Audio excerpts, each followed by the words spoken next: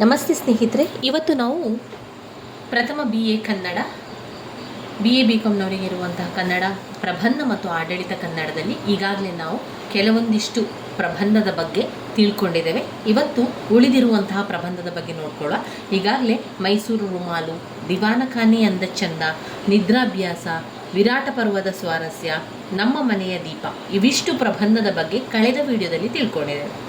ಇವತ್ತು ನನ್ನ ಟೋಪಿ, ರುಚಿ, ಸುಲಭದಲ್ಲಿ ಸಜ್ಜನಲಾಗಲಾರಿರಿ ಹಾಗೆ ಆಡಳಿತ ಕನ್ನಡದ ಬಗ್ಗೆ ಎಷ್ಟು ಸಾಧ್ಯವೋ ಅಷ್ಟನ್ನು ತಿಳಿತಾ ಹೋಗುವ. ಪ್ರಬಂಧ ಮತ್ತು ಆಡಳಿತ ಕನ್ನಡವನ್ನು ಓದಬೇಕಾದ್ರೆ ಯಾವುದೇ ಭಯ ಬೇಡ. ಇಲ್ಲಿ ನಿಮಗೆ ಸಾರಾಂಶ ಗೊತ್ತಿದ್ರೆ ಸಾಕು. ಆ ಒಂದು ಪ್ರಬಂಧದ ಕತೆ ಏನು ಎನ್ನುವಂಥದ್ದು ನಿಮಗೆ ಗೊತ್ತಾದರೆ ಅದನ್ನೇ ಬರಿತಾ ಹೋಗುವಂಥದ್ದು. ಈ ಒಂದು ಪ್ರಬಂಧ ಮತ್ತು ಆಡಳಿತ ಕನ್ನಡದ ಭಾಗಕ್ಕೆ ಯಾವುದೇ ರೀತಿಯ ಸಂದರ್ಭ ಸ್ವಾರಸ್ಯದ ಪ್ರಶ್ನೆಗಳಾಗಲಿ, ಅರ್ಥಗಳಾಗಲಿ, ಸಂದರ್ಭ ಸಹಿತ ಬರೀಲಿಕ್ಕೆ ಯಾವುದು ಕೂಡ ಇಲ್ಲ. ಆದ್ದರಿಂದ ಪ್ರಬಂಧ ಮತ್ತು ಆಡಳಿತ ಕನ್ನಡದ ಭಾಗವನ್ನು ಆದಷ್ಟು ಮೊದಲು ಓದಿ ಮುಗಿಸಿಕೊಳ್ಳಿ. ಇದನ್ನು ಓದಬೇಕಾದ್ರೆ ಇದರ ಅರ್ಥ ನಿಮಗೆ ಗೊತ್ತಾದರೆ ಸಾಕು. ಮೈಸೂರು ರುಮಾಲು ಯಾವ ಕಥೆಯನ್ನು ತಿಳಿಸ್ತದೆ, ಯಾವ ವಿಚಾರ ಇದೆ, ದಿವಾನಖಾನೆ ಅಂದ ಚಂದ ಯಾವುದರ ಬಗ್ಗೆ ವಿವರಿಸ್ತಾ ಇದ್ದಾರೆ, ನಿದ್ರಾಭ್ಯಾಸ ಯಾಕೆ, ವಿರಾಟ ಪರ್ವದ ಸ್ವಾರಸ್ಯ, ನಮ್ಮ ಮನೆಯ ದೀಪ ಅಂದರೆ ಯಾರು, ಇದೆಲ್ಲವನ್ನು ಕೂಡ ನೀವು ಒಮ್ಮೆ ಅರ್ಥ ಮಾಡಿಕೊಂಡ್ರೆ ನಂತರ ನಿಮಗೆ ಬರಿತಾ ಹೋಗ್ಬೋದು. ಪದೇ ಪದೇ ಓದಬೇಕಂತ ಇಲ್ಲ. ನೀವು ಕಲ್ತಿರುವಂತಹ ಸಾರಾಂಶವನ್ನು ನಿಮ್ಮ ಪಾಯಿಂಟ್ಸ್ ಬುಕ್ಕಲ್ಲಿ ಒಂದು 5-6 ಸಾಲುಗಳಾಗುವಷ್ಟು ನಿಮಗೆ ಅರ್ಥವಾಗುವ ರೀತಿಯಲ್ಲಿ ಬರೆದುಕೊಂಡ್ರೆ ನಿಮಗೆ ಪರೀಕ್ಷೆಯ ಹಿಂದಿನ ದಿವಸ ಹಾಗೆ ಪರೀಕ್ಷೆಗೆ ಸಮಯಾವಕಾಶ ಇದ್ದಾಗ ಅದನ್ನು ಓದ್ಕೊಳ್ಬೋದು. ಆಡಳಿತ ಕನ್ನಡದ ಭಾಗ ಕೂಡ ಹಾಗೆ. ಅದರಲ್ಲಿ ಇರುವಂತಹ ಪಾಯಿಂಟ್ಸ್ಗಳನ್ನು ಅರ್ಥ ಮಾಡ್ಕೊಳ್ಳಿ. ಯಾವ ರೀತಿ ಪತ್ರಗಳನ್ನು ಬರೆಯುವಂಥದ್ದು, ಜ್ಞಾಪನ ಪತ್ರ ಅಂದರೆ ಏನು, ನಮೂನೆ, ಅರ್ಜಿಯ ಬೇರೆ ಬೇರೆ ನಮೂನೆಗಳೇನು, ಇದನ್ನೆಲ್ಲವನ್ನು ಕೂಡ ಒಮ್ಮೆ ಅರ್ಥ ಮಾಡಿಕೊಂಡ್ರೆ, ಆ ಪಾಯಿಂಟ್ಸ್ಗಳನ್ನು ಬಾಯ್ಪಾಠ ಮಾಡಿಕೊಂಡ್ರೆ ನಂತರ ವಿವರಣೆ ನಿಮಗೆ ಯಾವ ರೀತಿ ವಿವರಿಸಬೇಕು, ನಿಮಗೆ ಯಾವ ರೀತಿ ಅದನ್ನು ವಿವರಿಸಲಿಕ್ಕೆ ಸಾಧ್ಯ ಅದೇ ರೀತಿ ವಿವರಿಸ್ತಾ ಹೋಗುವಂಥದ್ದು. ಈಗ ನಾವು ನಮ್ಮ ಮನೆಯ ದೀಪ ಪ್ರಬಂಧವನ್ನು ನೋಡ್ಕೊಳ್ಳೋಣ. ನಿದ್ರಾಭ್ಯಾಸವನ್ನು ಈಗಾಗಲೇ ನಾವು ಕಳೆದ ವಿಡಿಯೋದಲ್ಲಿ ತಿಳ್ಕೊಂಡಿದ್ದೇವೆ. ನಮ್ಮ ಮನೆಯ ದೀಪವನ್ನು ಕೂಡ ನಾವು ತಿಳ್ಕೊಂಡಿದ್ದೇವೆ. ಅದು ಲೇಖಕರ ಮಗಳ ಬಗ್ಗೆ ಹೇಳುವಂತಹ ಒಂದು ಪ್ರಬಂಧ ಆಗಿರುವಂಥದ್ದು. ನನ್ನ ಟೋಪಿ. ಇವತ್ತು ನಾವು ನಮ್ಮ ಅಭ್ಯಾಸವನ್ನು ಮುಂದುವರಿಸ್ತಾ ನನ್ನ ಟೋಪಿ, BGL ಸ್ವಾಮಿಯವರು ಬರೆದಿರುವಂತಹ ನನ್ನ ಟೋಪಿಯ ಒಂದು ಪ್ರಬಂಧದ ಬಗ್ಗೆ ತಿಳ್ಕೊಳ್ಳೋಣ. ಇದರಲ್ಲಿ ಸುಲಭವಾಗಿ ನೀವು ಅರ್ಥ ಮಾಡುವುದಾದರೆ ಟೋಪಿಯ ಬಗ್ಗೆ ಇರುವಂತಹ ಒಂದು ಕತೆ. ಅಂದರೆ ಇಲ್ಲಿ ಲೇಖಕರು ತಮ್ಮ ಟೋಪಿಯನ್ನು ವಿವರಿಸುವಂಥದ್ದು, ಅವರು ಹಾಕಿರುವಂತಹ ಟೋಪಿಯ ಬಗ್ಗೆ ಇರುವಂತಹ ಒಂದು ವಿಚಾರ. ಇಲ್ಲಿ ಲೇಖಕರು ಹೆಚ್ಚಿನ ವಿದ್ಯಾಭ್ಯಾಸವನ್ನು ಮಾಡಬೇಕು ಅಂತ ಹೇಳಿ ಅಮೇರಿಕಕ್ಕೆ ಹೊರಡ್ತಾರೆ, ಅಂದರೆ ಎಜುಕೇಷನಿಗೋಸ್ಕರ. ಆವಾಗ ತಮ್ಮ ಗೆಳೆಯರಲ್ಲೆಲ್ಲ ಕೇಳಿರ್ತಾರೆ, ಅಮೇರಿಕಾದಲ್ಲಿ ನಾವು ಯಾವ ರೀತಿ ಇರಬೇಕು, ಯಾವ ಬಟ್ಟೆಗಳನ್ನು ತೆಗೆದುಕೊಂಡು ಹೋಗಬೇಕು, ಏನೆಲ್ಲ ಬೇಕು ಅಂತ ಗೆಳೆಯರಲ್ಲಿ ಕೇಳಿದಾಗ ಗೆಳೆಯರು ಎಲ್ಲ ವಸ್ತುಗಳ ಜೊತೆಗೆ ಒಂದು ಟೋಪಿಯನ್ನು ಕೂಡ ತೆಗೆದುಕೋ, ಅಲ್ಲಿ ಟೋಪಿಯನ್ನು ಹಾಕುತ್ತಾರೆ ಅಂತ ಹೇಳ್ತಾರೆ. ಅದೇ ರೀತಿಯಾಗಿ ಲೇಖಕರು ಏನು ಮಾಡ್ತಾರೆ, ಅವರು ಒಂದು ಟೋಪಿಯನ್ನು ತೆಗೆದುಕೊಳ್ತಾರೆ. ಆ ಟೋಪಿ ಕಾಶ್ಮೀರ ಕಲೆಗಾರಿಕೆಯನ್ನು ಹೊಂದಿರುವಂತಹ ಒಂದು ಟೋಪಿಯನ್ನು ಅವರು ಖರೀದಿ ಮಾಡ್ತಾರೆ.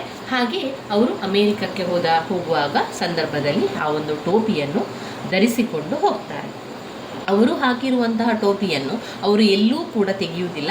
ಅಮೇರಿಕದಲ್ಲೂ ಕೂಡ ಅದನ್ನೇ ಹಾಕಿಕೊಂಡೇ ಇರ್ತಾರೆ. ಅಂದರೆ ಅವರಿಗೆ ಗೊತ್ತಿಲ್ಲ ಯಾವಾಗ ತೆಗಿಬೇಕು, ಯಾವಾಗ ಹಾಕಬೇಕು, ಅಲ್ಲಿ ಒಂದು ನಿಯಮ ಇರ್ಬೋದು ಎನ್ನುವಂತಹ ಭಯದಿಂದ ಲೇಖಕರು ಏನು ಮಾಡ್ತಾರೆ, ಆ ಟೋಪಿಯನ್ನು ತೆಗೆಯದೆ ಅದೇ ರೀತಿಯಲ್ಲಿ ಹೋಗ್ತಾ ಇರ್ತಾರೆ. ಇದನ್ನು ನೋಡಿದಂತಹ ಅಮೇರಿಕದ ಜನರೆಲ್ಲರೂ ಕೂಡ ಲೇಖಕರ ಹಿಂದೆ ಬರಲಿಕ್ಕೆ ಆರಂಭ ಮಾಡ್ತಾರೆ. ಆಗ ಲೇಖಕರಿಗೆ ಅನಿಸ್ತದೆ, ನಮ್ಮಂತೆಯೇ ಅಮೇರಿಕರು ಕೂಡ ನಮ್ಮಂತೆ ಇದ್ದಾರೆ ಎನ್ನುವಂತಹ ಒಂದು ಆಲೋಚನೆ ಲೇಖಕರಿಗೆ ಬರ್ತದೆ. ಆ ಒಂದು ರೀತಿಯ ಪ್ರಶ್ನೆಯನ್ನು ಹಲವು ಬಾರಿ ಪ್ರಶ್ನೆ ಪತ್ರಿಕೆಯಲ್ಲಿ ಕೇಳಿದ್ದಾರೆ. ಅಮೇರಿಕನ್ನರು ನಮ್ಮಂತೆಯೇ, ನಾವು ಅಮೇರಿಕನ್ನರಂತೆಯೇ ಎನ್ನುವಂತಹ ಪ್ರಶ್ನೆಯನ್ನು ಯಾಕೆ ವಿವರಿಸಿದ್ದಾರೆ ಅಂತ ಹೇಳಿದರೆ, ಲೇಖಕರು ಟೋಪಿಯನ್ನು ಹಾಕಿಕೊಂಡಂತಹ ಸಂದರ್ಭದಲ್ಲಿ ಎಲ್ಲರೂ ಕೂಡ ಅಮೇರಿಕಾದ ಜನರು ಲೇಖಕರ ಹಿಂದೆ ಬರ್ತಾ ಇದ್ರು, ಫೋಟೋವನ್ನು ತೆಗಿತಾ ಇದ್ರು, ಅವರ ಜೊತೆಗೆ ಫೋಟೋವನ್ನು ತೆಗಿತಾ ಇದ್ರು, ಈ ರೀತಿಯಾಗಿ ಮಾಡ್ತಾ ಇದ್ರು. ಎಲ್ಲರಿಗೂ ಕೂಡ ಆಕರ್ಷಣೆಯಾಗಿರುವಂಥದ್ದು ಲೇಖಕರ ಕಾಶ್ಮೀರ ಕಲೆಗಾರಿಕೆಯನ್ನು ಹೊಂದಿರುವಂತಹ ಟೋಪಿ. ಇದನ್ನು ನೋಡಿದಂತಹ ಅವರ ಅಧ್ಯಾಪಕರ ಪತ್ನಿ ಮತ್ತು ಮಗಳೂ ಕೂಡ ಆ ಟೋಪಿಯನ್ನು ತುಂಬನೇ ಇಷ್ಟಪಡ್ತಾರೆ. ಒಂದು ದಿವಸ ಅಧ್ಯಾಪಕರ ಮನೆಯಲ್ಲಿ ಯಾವುದೋ ಒಂದು ಕಾರ್ಯಕ್ರಮ ಇದ್ದಂಥ ಸಂದರ್ಭದಲ್ಲಿ ಲೇಖಕರು ಆ ಟೋಪಿಯನ್ನು ಹಾಕಿಕೊಂಡು ಹೋಗ್ತಾರೆ. ಅಲ್ಲಿ ಅಧ್ಯಾಪಕರ ಹೆಂಡತಿ ಮತ್ತು ಮಗಳು ಆ ಟೋಪಿಯನ್ನು ಒಮ್ಮೆ ಕೊಡಿ ಅಂತ ಕೇಳಿ ಆ ಟೋಪಿಯನ್ನು ಪಡೆದುಕೊಂಡು ಆ ಟೋಪಿಯನ್ನು ಹಾಕಿಕೊಂಡು ಫೋಟೋವನ್ನು ಕೂಡ ತೆಗಿತಾರೆ. ಕಾಶ್ಮೀರಿ ಕಲೆಗಾರಿಕೆ ಇರುವಂತಹ ಟೋಪಿಯನ್ನು ಅವರು ಅಮೇರಿಕಲ್ಲಿ ಹಾಕಿರುವಂಥದ್ದು. ಎಲ್ಲರೂ ಕೂಡ ಅದನ್ನು ಇಷ್ಟಪಡ್ತಾರೆ. ಹಾಗೆ ಅಧ್ಯಾಪಕರ ಮಗಳು ಡೋರಿ ಕೂಡ ಆ ಟೋಪಿಯನ್ನು ಹಾಕಿಕೊಂಡು ಫೋಟೋವನ್ನು ತೆಗಿತಾರೆ. ಆ ಒಂದು ಫೋಟೋ ವಾರ್ತಾಪತ್ರಿಕೆ ನಮ್ಮ ಪೇಪರ್ನಲ್ಲೆಲ್ಲ, ಅಮೇರಿಕಾದ ಪೇಪರ್ನಲ್ಲೆಲ್ಲ ಕೂಡ ಒಂದು ಮುಖ್ಯಾಂಶವಾಗಿ ಬರ್ತದೆ. ಈ ರೀತಿ ಕಾಶ್ಮೀರ ಕಲೆಗಾರಿಕೆಯನ್ನು ಹೊಂದಿರುವಂತಹ ಈ ರೀತಿಯ ಟೋಪಿಯನ್ನು ನಮ್ಮ ಅಮೇರಿಕದ ಜನರು ಮಾಡಬೇಕು. ಈ ರೀತಿಯ ವಿನ್ಯಾಸವನ್ನು ಹೊಂದಿರುವಂತಹ ಒಂದು ಟೋಪಿಯನ್ನು ಅಮೇರಿಕದ ವಿನ್ಯಾಸಗಾರರು ಕಲಿತುಕೊಂಡು ಇದನ್ನು ನಮ್ಮ ಅಮೇರಿಕಾದಲ್ಲಿ ಕೂಡ ಇದನ್ನು ಮಾಡಬೇಕು ಎನ್ನುವಂತೆ ಅದರ ಒಂದು ಹೆಡ್ಲೈನ್ ಕೂಡ ಇರ್ತದೆ, ಪೇಪರಲ್ಲಿ ಬಂದಿರುವಂಥ ವಿಚಾರ. ಲೇಖಕರಿಗೆ ಇದನ್ನೆಲ್ಲ ನೋಡಿ ತುಂಬಾ ಆಶ್ಚರ್ಯ ಆಗ್ತದೆ. ಹಾಗೆಯೇ ಎಲ್ಲರೂ ಕೂಡ ಅವರನ್ನು ಹಿಂಬಾಲಿಸುವಂಥದ್ದೆಲ್ಲ ಮಾಡ್ತಾ ಇರ್ತಾರೆ. ಆಗ ಲೇಖಕರಿಗೆ ಅನಿಸಿರುವಂತಹ ಒಂದೇ ಒಂದು ವಿಚಾರ, ನಮ್ಮಂತೆ ಅಮೇರಿಕನ್ನರು, ಅಮೇರಿಕರಂತೆ ನಾವು ಎಂಬ ಲೇಖಕರ ಅಭಿಪ್ರಾಯ ಪ್ರಬಂಧದಲ್ಲಿ ಕಾಣ್ಬೋದು. ಇದೇ ಪ್ರಶ್ನೆಯನ್ನು ಅವರು ಹಲವು ಪ್ರಶ್ನೆ ಪತ್ರಿಕೆಯಲ್ಲಿ ಕೇಳಿದ್ದಾರೆ. ಆವಾಗ ನಾವು ಅದೇ ರೀತಿಯಲ್ಲಿ ಎಲ್ಲವನ್ನು ಕೂಡ ವಿವರಿಸ್ತಾ ಹೋದ್ರಾಯಿತು. ಇನ್ನು ಬರುವಂಥದ್ದು ರುಚಿ. ಸುನಂದಾ ಬೆಳಗಾಂವ್ಕರ್ ಅವರು ಬರೆದಿರುವಂತಹ ರುಚಿ ನಿಮ್ಮ ಒಂದು ಪಾಠದ ಹೆಸರಿನಂತೆ, ಪ್ರಬಂಧದ ಹೆಸರಿನಂತೆ ರುಚಿಯ ಬಗ್ಗೆ ಇದೆ, ನಮ್ಮ ಆಹಾರದ ಬಗ್ಗೆ ಇದೆ. ಇಲ್ಲಿ ಸುನಂದಾ ಬೆಳಗಾಂವ್ಕರ್ ಅವರು ಅವರ ಊರಿನ ಒಂದು ರುಚಿಯ ಬಗ್ಗೆ ವಿವರಿಸ್ತಾ ಇದ್ದಾರೆ. ಅವರ ಒಂದು ಊರಿನಲ್ಲಿ ಇರುವಂತಹ ಆಹಾರದ ಬಗ್ಗೆ, ಅಲ್ಲಿನ ಜನರ ಬಗ್ಗೆ, ಅಲ್ಲಿನ ಜನರ ರುಚಿಯ ಬಗ್ಗೆ, ಅಲ್ಲಿ ಅವರ ಊರಿನ ಒಂದು ಜಾತ್ರೆಯ ಬಗ್ಗೆ ಇರ್ಬೋದು, ಅವರ ಊರಿನಲ್ಲಿ ಮಾಡುವಂಥ ಅಡಿಗೆಗಳ ಬಗ್ಗೆ ತುಂಬಾ ವರ್ಣನೆ ಮಾಡುವಂಥದ್ದು ಈ ರುಚಿ ಪ್ರಬಂಧದಲ್ಲಿ ಕಾಣ್ಬೋದು.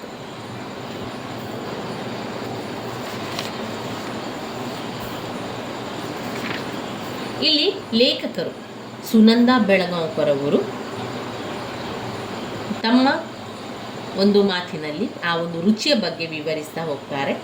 ಅವರು ಉತ್ತರ ಕರ್ನಾಟಕದ ಜನರ ಆಹಾರ ಪದ್ಧತಿ, ಆಚಾರ ವಿಚಾರ, ಅವರು ಧಾರವಾಡದ ಅಲ್ಲಿ ಹುಟ್ಟಿ ಬೆಳೆದಿದ್ದಾರೆ. ಹಾಗೆ ಅಲ್ಲಿನ ಉತ್ತರ ಕರ್ನಾಟಕದ ಜನರ ಆಹಾರ ಪದ್ಧತಿ, ಅಲ್ಲಿನ ಆಚಾರ ವಿಚಾರ, ಭಾಷೆ, ಪ್ರಾದೇಶಿಕ ಸೊಗಡನ್ನು ಪ್ರತಿಬಿಂಬಿಸ್ತದೆ. ಈ ಒಂದು ಪ್ರಬಂಧದಲ್ಲಿ ಸಾಮಾನ್ಯವಾಗಿ ಅವರು ಅಲ್ಲಿನ ಎಲ್ಲ ವಿಚಾರಗಳ ಬಗ್ಗೆ ನಮಗೆ ವಿವರಿಸ್ತಾ ಹೋಗುವಂಥದ್ದನ್ನು ಈ ಪ್ರಬಂಧದಲ್ಲಿ ಕಾಣ್ಬೋದು. ರುಚಿ ಪ್ರಬಂಧದಲ್ಲಿ ಮುಖ್ಯವಾಗಿ ಸುನಂದಾ ಬೆಳಗಾಂವ್ಕರ್ ಅವರು ರೊಟ್ಟಿಯನ್ನು ಊಟ ಮಾಡ್ತಾ ಇದ್ದಂತಹ ಸಂದರ್ಭದಲ್ಲಿ ಈ ಮಾತು ಆರಂಭ ಆಗಿರ್ತದೆ. ಉತ್ತರ ಕರ್ನಾಟಕದ ಅಪ್ಪಟ ದೇಶಿ ಶೈಲಿಯ ಜೀವನದ ಶ್ರೀಮಂತ ಸಂಸ್ಕೃತಿಯನ್ನು ಅವರಿಲ್ಲಿ ವಿವರಿಸ್ತಾ ಇದ್ದಾರೆ. ಧಾರವಾಡ ಜನರ ಬಗ್ಗೆ ಅವರು ವಿವರಿಸ್ತಾ ಇದ್ದಾರೆ. ಉತ್ತರ ಕರ್ನಾಟಕದ ಜನರ ಜೀವನ ಸಂಪೂರ್ಣ ಸಾಂಸ್ಕೃತಿಕ ವಿವರಗಳನ್ನು ಅವರು ಧಾರವಾಡ ನಗರದಲ್ಲಿ ಕಾಣ್ಬೋದು ಅಂತ ವಿವರಿಸ್ತಾ ಹೋಗ್ತಾರೆ. ಈ ಒಂದು ಪ್ರಬಂಧದ ಆಶಯ ಅಂತ ಬಂದಾಗ ರುಚಿ ಪ್ರಬಂಧದ ಆಶಯವನ್ನು ತಿಳಿಸಿ ಅಂತ 5 ಅಂಕಕ್ಕೆ ಕೇಳಿದ್ದಾರೆ. ಯಾವುದನ್ನು ಬರಿಬೇಕು ನಾವಾಗ ಅಂತ ಹೇಳಿದರೆ, ಲೇಖಕರು ಇಲ್ಲಿ ಸುನಂದಾ ಬೆಳಗಾಂವ್ಕರ್ ಲೇಖಕಿ ಧಾರವಾಡದ ಭಾಷೆಯನ್ನು ಕುರಿತು ಮತ್ತು ಅಲ್ಲಿನ ಆ ಪ್ರದೇಶದಲ್ಲಿನ ಜನರಿಗೆ ಇರುವಂತಹ ಆಚಾರ ವಿಚಾರ, ಆಹಾರ ಪದ್ಧತಿ ಎಲ್ಲವನ್ನು ಕೂಡ ವಿವರಿಸ್ತಾ ಇದ್ದಾರೆ. ಇದನ್ನೆಲ್ಲ ಬೇರೆ ಪ್ರದೇಶದಲ್ಲಿರುವಂಥ ಜನರು ಅವರನ್ನು ತಪ್ಪಾಗಿ ತಿಳ್ಕೊಂಡಿದ್ದಾರೆ, ತಪ್ಪು ಕಲ್ಪನೆ ಇದೆ ಎಂಬ ಅಭಿಪ್ರಾಯವನ್ನು ಅತ್ಯಂತ ಸೌಮ್ಯವಾಗಿ ಇಲ್ಲಿ ಅವರು ವಿವರಿಸುವ ಪ್ರಯತ್ನವನ್ನು ಕೂಡ ಮಾಡ್ತಾರೆ. ಅದಕ್ಕೆ ಅವರು ಹೇಳ್ತಾರೆ, ಗಂಡು ಕನ್ನಡ ಎಂಬ ಮಾತನ್ನು ಅನ್ವರ್ಥವಾಗಿ ನೀಡ್ತಾರೆ. ಅಲ್ಲಿನ ಜನರ ಹೃದಯ ವೈಶಾಲ್ಯತೆಯನ್ನು ಕುರಿತು ಹೆಮ್ಮೆ ಪಡ್ತಾರೆ. ಧಾರವಾಡದ ಜನರ ರೀತಿ ರಿವಾಜುಗಳು, ಆಹಾರ ವಿಚಾರಗಳ ಮೇಲೆ ಅಲ್ಲಿಯ ಹವಾಗುಣ ಎಂಥ ಪ್ರಭಾವವನ್ನು ಉಂಟು ಮಾಡಿದೆ ಎಂಬುದನ್ನು ಕೂಡ ಹೇಳ್ತಾರೆ. ಧಾರವಾಡದ ಜನರು ರಸಿಕರು, ಸರಸ್ವತಿ ಪೂಜೆ ಮಾಡುವಂಥ ಪೂಜಕರು ಎಂಬ ಗೌರವವನ್ನು ಕೂಡ ಅವರು ನೀಡ್ತಾರೆ. ಈ ಲೇಖಕರು ಧಾರವಾಡದ ಜನರ ಸಿಹಿಯನ್ನು ಮತ್ತು ಅವರ ಖಾರವನ್ನು ಕೂಡ ವಿವರಿಸ್ತಾರೆ. ಅವರು ಒಮ್ಮೆ ಸಿಹಿಯಾಗಿ ಮಾತಿನಲ್ಲಿ ಗೌರವ ಆಧಾರಗಳನ್ನು ಕೊಟ್ಟು ಅವರು ಸ್ವಾಗತವನ್ನು ಕೂಡ ಮಾಡ್ತಾರೆ. ಅದು ಅವರ ಗುಣಗಳನ್ನು ಹೊಂದಿರ್ತದೆ. ಅಷ್ಟೇ ಅಲ್ಲದೆ ಖಾರದಂತೆ ನಿಷ್ಠುರವುಳ್ಳವರು ಕೂಡ ಆಗಿದ್ದಾರೆ. ಇನ್ನು ಧಾರವಾಡದ ಕಡೆಯ ಜನರ ಹಬ್ಬ ಹರಿದಿನಗಳು ಅಷ್ಟೇ ವಿಶಿಷ್ಟವಾಗಿರ್ತದೆ. ಅವುಗಳು ಅವರ ಶ್ರೀಮಂತವಾದಂತಹ ಸಂಸ್ಕೃತಿಯನ್ನು ಪ್ರತಿಬಿಂಬಿಸ್ತದೆ. ಶಿವರಾತ್ರಿ ಇರ್ಬೋದು, ರಾಮನವಮಿ, ಯುಗಾದಿ, ದೀಪಾವಳಿಯಂತಹ ವಿಶೇಷ ಹಬ್ಬಗಳಲ್ಲಿ ಕೂಡ ಕೆಲವು ತಿನಿಸುಗಳು ಹಾಗೂ ವಿಧ ವಿಧವಾದ ರುಚಿಕರವಾದ ಒಂದು ಅಡಿಗೆಯನ್ನು ಕೂಡ ಮಾಡ್ತಾರೆ. ವಿಶೇಷವಾಗಿ ಧಾರವಾಡ ಪ್ರದೇಶದ ಜನರು ಹೋಳಿಗೆ ಕಡುಬುಗಳನ್ನು ಹೆಚ್ಚಾಗಿ ಮಾಡ್ತಾರೆ. ಹೋಳಿಗೆ ಆಗದೇ ಇರುವಂತಹ ಮನೆಯೇ ಇಲ್ಲ ಅನ್ನುವಷ್ಟರ ಮಟ್ಟಿಗೆ ಹೋಳಿಗೆಯ ರುಚಿಯನ್ನು ಅವರು ಸವಿತಾರೆ. ಈ ಕಾರಣದಿಂದಾಗಿ ಲೇಖಕಿ ಹೆತ್ತುಪ್ಪ ಕರಿಗಡುಬಿನ ಬೀಡು ನನ್ನದು ಈ ಕನ್ನಡ ನಾಡು ಎಂದು ಹೇಳುವ ಸ್ವಾಭಿಮಾನ ಅವರ ಮಾತಿನಲ್ಲಿ ತುಂಬಿದೆ. ಇನ್ನು ಕರ್ನಾಟಕದ ಬೇರೆ ಬೇರೆ ನಗರ ಪ್ರದೇಶಗಳಲ್ಲಿನ ತಿನಿಸುಗಳು ಪ್ರಸಿದ್ಧವಿರುವಂತೆ ಧಾರವಾಡದ ಪೇಡ ಕೂಡ ಅಷ್ಟೇ ಪ್ರಸಿದ್ಧವಾಗಿದೆ ಅಂತ ಹೇಳ್ತಾರೆ. ಪೇಡ ಎಂದ ಕೂಡಲೇ ಧಾರವಾಡ ಎನ್ನುವ ಹೆಸರು ತನ್ನಿಂದ ತಾನೇ ಗೋಚರಿಸುತ್ತದೆ. ಇವೇ ಇಲ್ಲಿಯ ಪೇಡಾದ ರುಚಿ. ಹೀಗೆ ಇಲ್ಲಿ ಅನೇಕ ರೀತಿಯ ರುಚಿಯಾದ ಸಿಹಿ ತಿಂಡಿ ತಿನಿಸುಗಳನ್ನು ತಿನ್ನುವ ಹವ್ಯಾಸವೇ ಇಲ್ಲಿ ಅನೇಕರು ಬಂದು ಹೋಟೆಲ್ ಉದ್ಯಮವನ್ನು ಬೆಳೆಯುವಂತೆ ಮಾಡಿದೆ. ಹೋಟೆಲ್ಗಳಲ್ಲಿಯೂ ಕೂಡ ಮನೆಗಳಲ್ಲಿಯಂತೆ ರುಚಿಕರವಾದ ತಿಂಡಿ ತಿನಿಸುಗಳು ಸವಿಯಲು ಲಭ್ಯ ಆಗ್ತದೆ. ಅಲ್ಲದೆ ಮನೆಗಳಲ್ಲಿ ಅನೇಕ ಬಗೆಯ ಸಂಪ್ರದಾಯ ಆಚರಣೆಗಳನ್ನು ಸಂಸ್ಕಾರದ ರೂಪದಲ್ಲಿ ಆಚರಿಸುತ್ತಾ ಬಂದಿರುವವರು ಧಾರವಾಡದ ಜನ. ಧಾರವಾಡದ ಸುತ್ತಮುತ್ತಲಿನ ಪ್ರದೇಶಗಳಲ್ಲಿ ನಡೆಯುವ ಜಾತ್ರೆಗಳು ತುಂಬಾ ಮುಖ್ಯವಾದವು.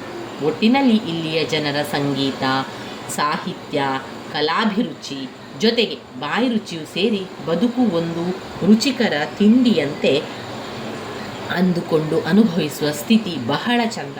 ಕೊನೆಯದಾಗಿ ಲೇಖಕಿಯು ಧಾರವಾಡದ ನೆಲ, ಧಾರವಾಡದ ಜಲ, ಅಲ್ಲಿನ ಮಾತು, ಅಲ್ಲಿನ ಹಣ್ಣು ಹೆಣ್ಣು ಎಲ್ಲವೂ ರುಚಿಯಾಗಿರುವುದು ಎನ್ನುವ ಆಶಯವನ್ನು ಪ್ರತಿಧ್ವನಿಸುತ್ತಾರೆ.